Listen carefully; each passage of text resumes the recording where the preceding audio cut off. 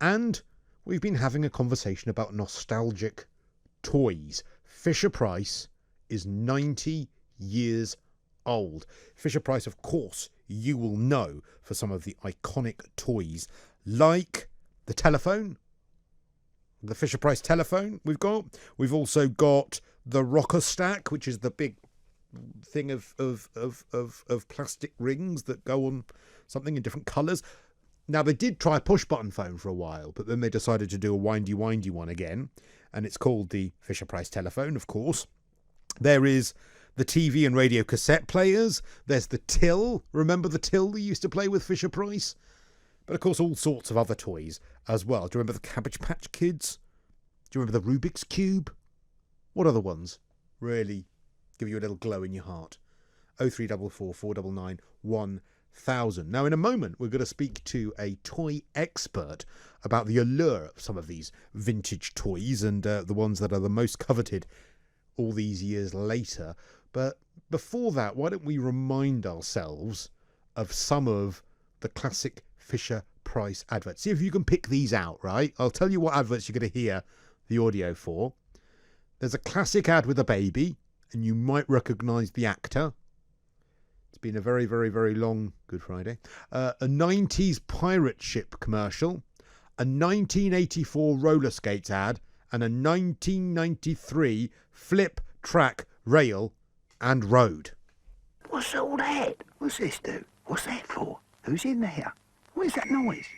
What's this thing for? Is it a puzzle? Is it an hat? Is it a sandwich?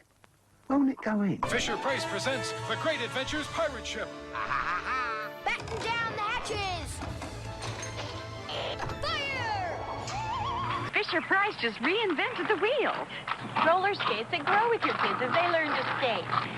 This little switch lets you set them for beginners, like Sherry, so the wheels only go forward for a steadier ride. On the other side, there's simply more fun than you can keep track of. The new Flip Track Rail and Road set from Fisher-Price. And that's Hugh Laurie's voice, definitely the last one. And of course, you'll recognise Bob Hoskins. He was in one of those Fisher-Price adverts as well. Well, James Zahn is a senior editor at the Toy Book and Toy Insider based in Illinois and joins me live on the line. Morning to you, James. Hello, how are you? Yes, good to talk to you. Good, thank you very much indeed. So, Fisher-Price, 90 years old. Is Fisher-Price big in the States? Is it as big over there as it is here?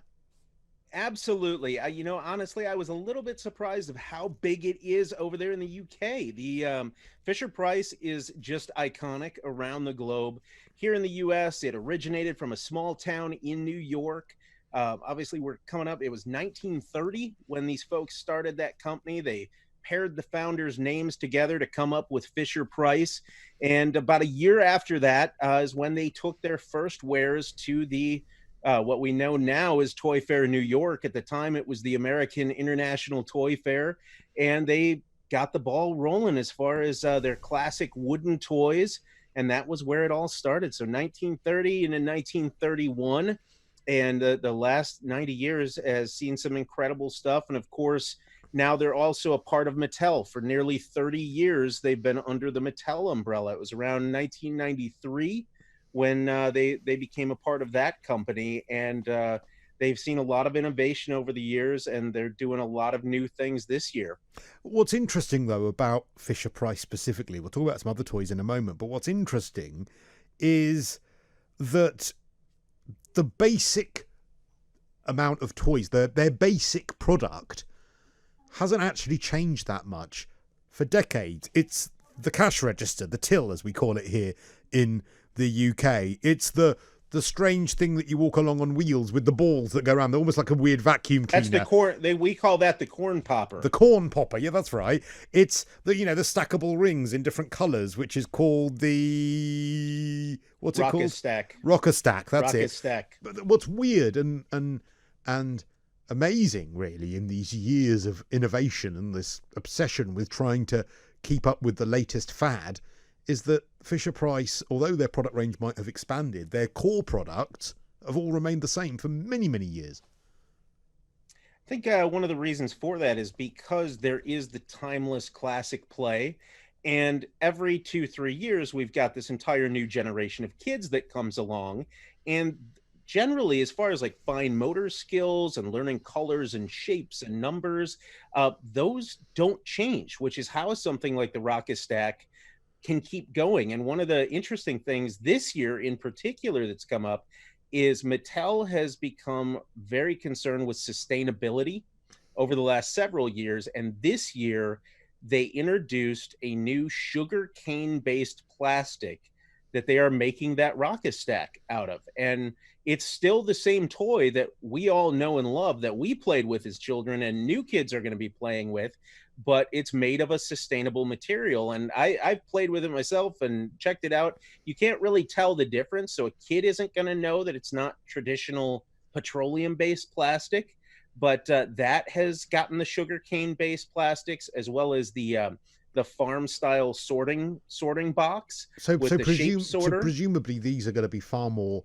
sustainable, because you're right. You know, when you think of Fisher Price toys, if ever I'm buying something for my niece or for friends I know who've got nice houses, I probably wouldn't buy them Fisher Price, not because the toys themselves aren't valid, but because I always think it's nice to have something wooden that looks beautiful. And the thing with Fisher Price is you do associate it with a big hunk of plastic, right? That is true. And over the past couple of years, too, they have done more of those wooden toys that you would find more at a specialty retailer. But the reality is they started with wooden toys and they were doing wooden toys for decades. I mean, I In fact, personally have one. The popper thing you were talking about was originally wooden, wasn't it?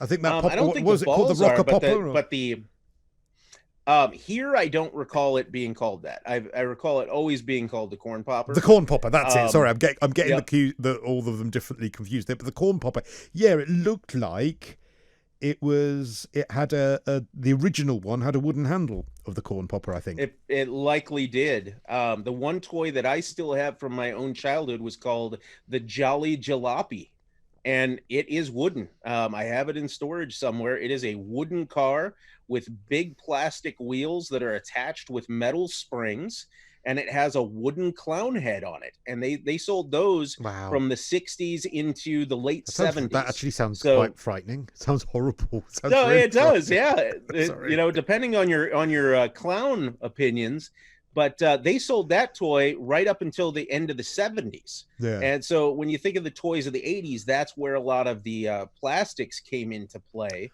But wood is sort of in their lineage, and they've come back to that because a lot of parents, especially now, they always talk about like the millennial parents, they have this affection for so-called heirloom toys. So you're right on with that perception that certain people might associate wood with quality more so than plastic, but that's not really the case. That's more of a personal preference. Yeah, no, I'll tell you why. It's purely because a lot of places, especially people who live in London, they don't have places to store toys. So I always think it's nice if you get them something wooden. Then if it stays out, it looks nice in their house. Now, you are the senior editor of the Toy Book and Toy Insider. So they're magazines, I presume. Yeah, so the Toy Book has been the industry trade here in the U.S. since 1984. We cover toys and games, some family entertainment in there, as well as the licensing business. That magazine has been around as long as Ghostbusters. So 1984, Transformers came out in 1984. Wow. It's been around a bit. I'm glad you say that, because I remember Transformers the first time. I remember actually owning Optimus, what was it called? Optimus Prime. I had the lorry that it used to open, and it used to have inside it an entire command station for the Transformers, and then the actual lorry cab would turn into the robot itself, which in the 80s you would honestly, it was like something from another world. Something like that. Having a toy that was a van that became a robot. It was unbelievable. Yep, it was an incredible toy. And when it goes back to that same era from the Transformers, my favorite was this character called Jetfire, which was this white and red, and it was a big hunk of metal. And at the time where I was living, and I'm not sure if it was done the same way there, but I you remember would not go- Jetfire. I remember Jetfire. Did it used to be a plane, and then it became it was a It jet was a plane. fighter. That's right. And then it became. Yep. Yes, I remember friends had that in school. Totally. I just looked one up. Yep. I had to order it from a place called Service Merchandise, and it was a showroom. So you would go in there and you place the order, and then you'd come back a week later, and they would send it down a large conveyor belt wrapped in brown paper. It was an entire different shopping experience. It wasn't like the kids today now. They can either go get whatever they want or enter it into the computer and it shows up the next day. This was like a big event to get that Jetfire figure. So that's my big Transformers memory. I'm honestly totally with you. And we were just talking a little earlier as well about some of the electronic toys that nowadays would obviously look ridiculous. I mean, if I hit someone with my speak and spell, I'd kill them. But at the time, you felt like it was this amazing, beautifully slick, wonderful, high-tech, technological spelling aid. I mean, it's funny that you say that. I'm wearing a speak and spell shirt. Are you? I don't know if you can see it there. Yes. I'm literally wearing one. Amazing. If you're on YouTube, you can see that he's actually got a speak and spell t-shirt which has got a print of speak and spell. So which of the toys that we've mentioned, or perhaps one that we haven't, would you say, based on your knowledge as editor of these magazines, would you say is the most coveted toy from history? What is the one that the toy collectors are desperate to have in their collection? It's going to 100% vary based on the individual. There is no one toy that is going to be desirable to everyone. For a lot of people, it'll be the toy that got away.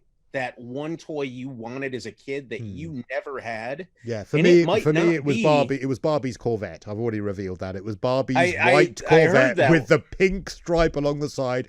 I never got that. And James, I've never got over it. And the Curly World Barbie as well, which I always wanted when I was growing up. Sadly, I was forced to just have action men and to pretend they were in gay romances.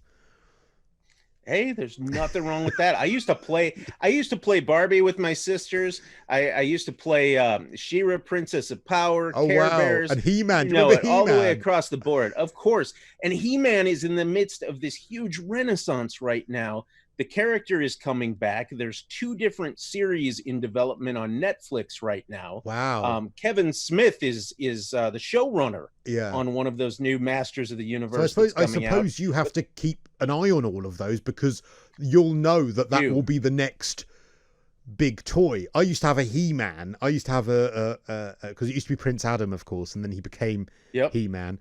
And I used to have a He-Man, and again, I used to think this was the most high-tech thing in the world.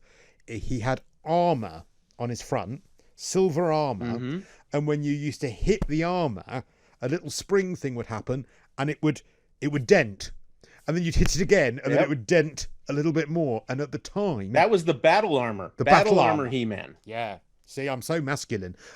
So go back to which was the toy that people do you think would most want? Is it always down to the individual, or is there a toy that is just worth so much money anyone would want it? I think it's 100% the individual. I see things too that some of these companies will trot out at the trade shows and whatnot and say, this is the rarest of insert toy here. And some people walk by it and are just floored by it.